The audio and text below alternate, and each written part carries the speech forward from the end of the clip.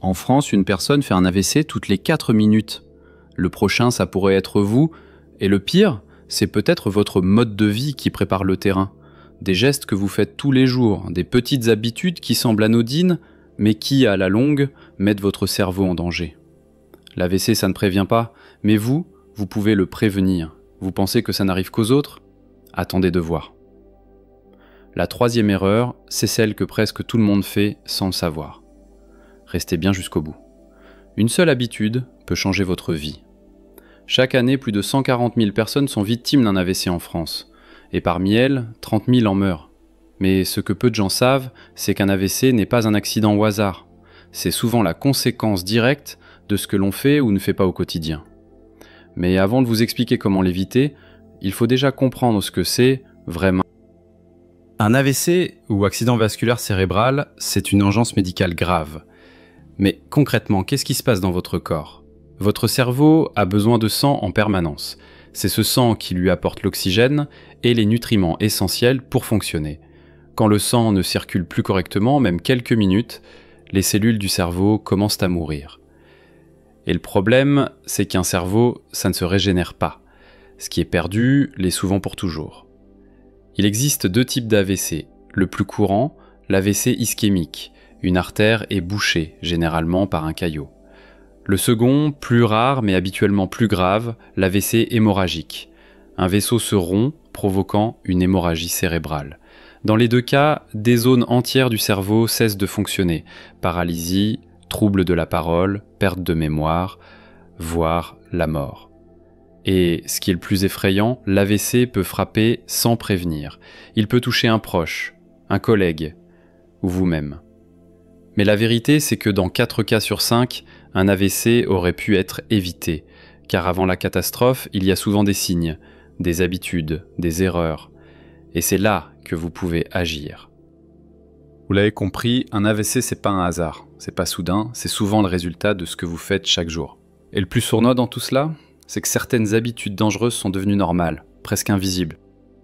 Alors maintenant, voyons les 3 erreurs les plus courantes, celles qui préparent le terrain, sans que vous vous en rendiez compte. Et la première, vous la faites peut-être chaque jour.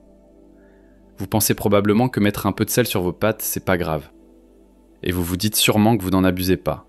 Mais attention, le vrai danger, c'est pas le sel que vous ajoutez, c'est celui que vous ne voyez pas. Dans les plats industriels, les conserves, les sauces, les charcuteries, il y en a partout.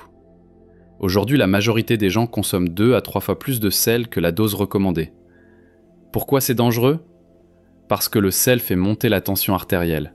Et une tension, même légèrement trop élevée, endommage les artères du cerveau lentement mais assurément. Vous ne ressentez rien, vous n'avez pas mal, mais pendant ce temps-là, vos artères se fragilisent. L'AVC ne se déclenche pas d'un coup, il se prépare en silence, année après année.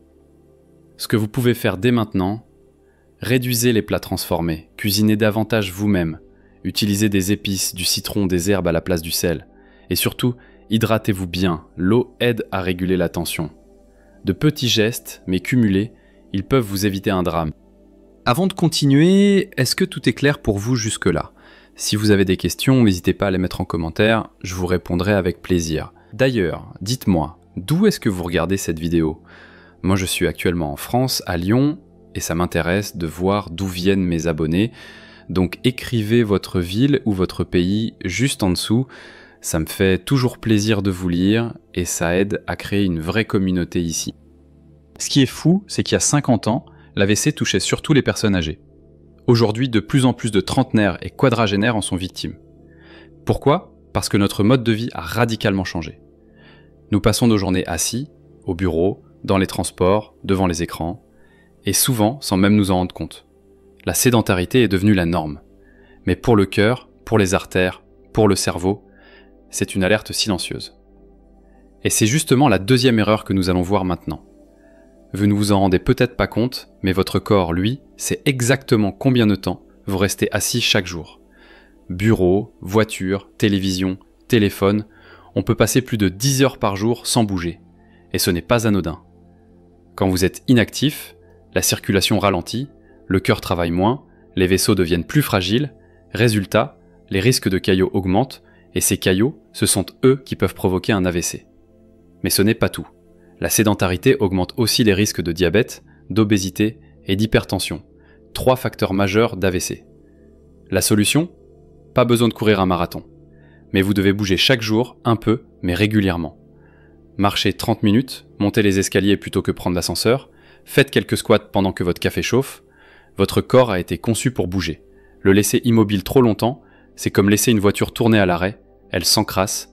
Ne laissez pas la sédentarité vous abîmer en silence. Ce que l'on appelle aujourd'hui AVC est connu depuis l'Antiquité.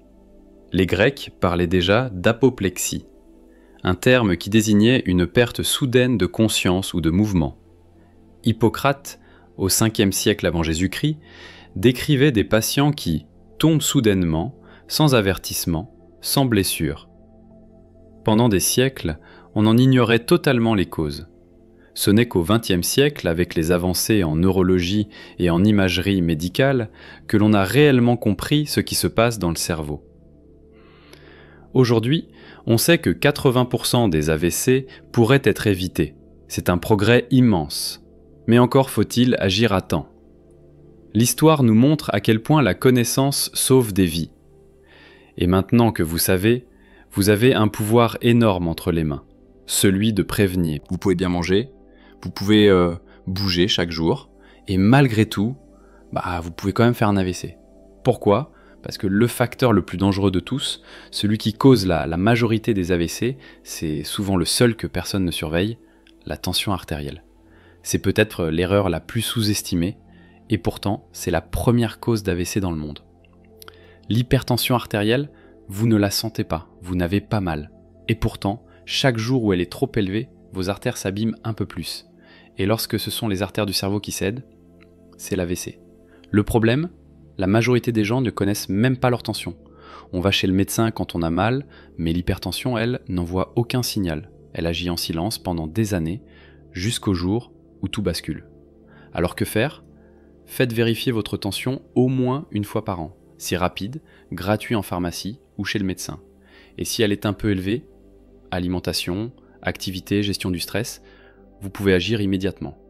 Ce simple chiffre, votre tension, peut vous offrir des années de vie en plus.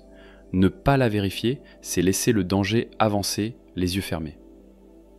Vous regardez votre téléphone 50 fois par jour, prenez 5 minutes pour votre cerveau. Prenez le cas de Julien, 42 ans, cadre dans une entreprise de marketing. Pas de surpoids, non fumeur, plutôt en forme.